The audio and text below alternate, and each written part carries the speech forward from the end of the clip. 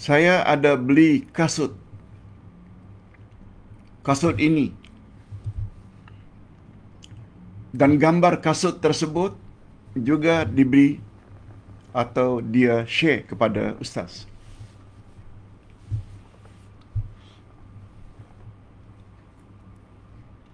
Saya tak perasan ketika membeli.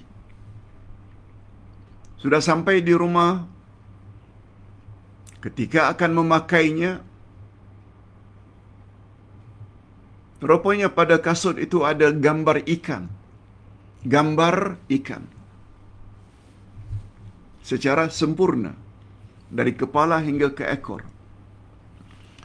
Bila coba memakai kasut tersebut, saya terpikir,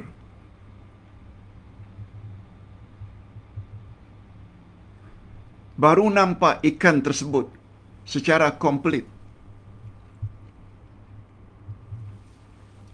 Dua pasang kasut,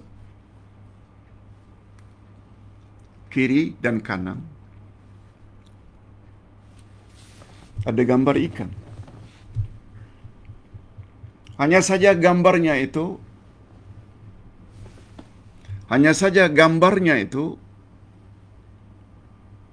terputus. Bagus juga kalau ustaz perlihatkan di sini gambar kasut tersebut.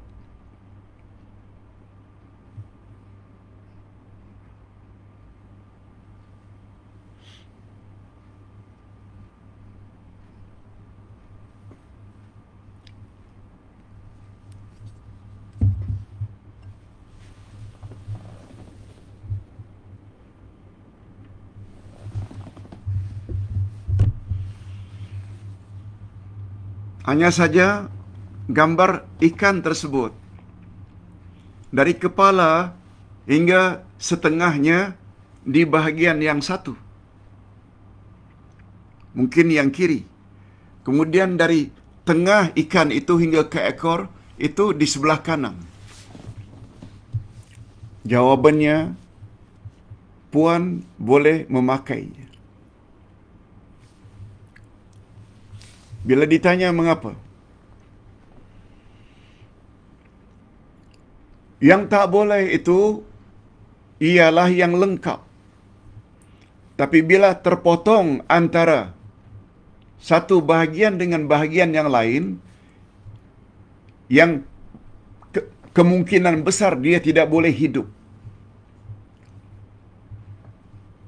maka hukumnya dibolehkan.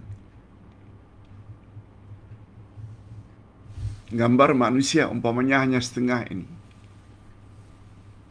Tak nampak sebahagian yang bawah. Punya gambar harimau. Punya gambar beruang. Tapi kita potong di tengahnya. Maka hukumnya boleh. Sebab apabila terpotong itu, mustahil baginya untuk hidup.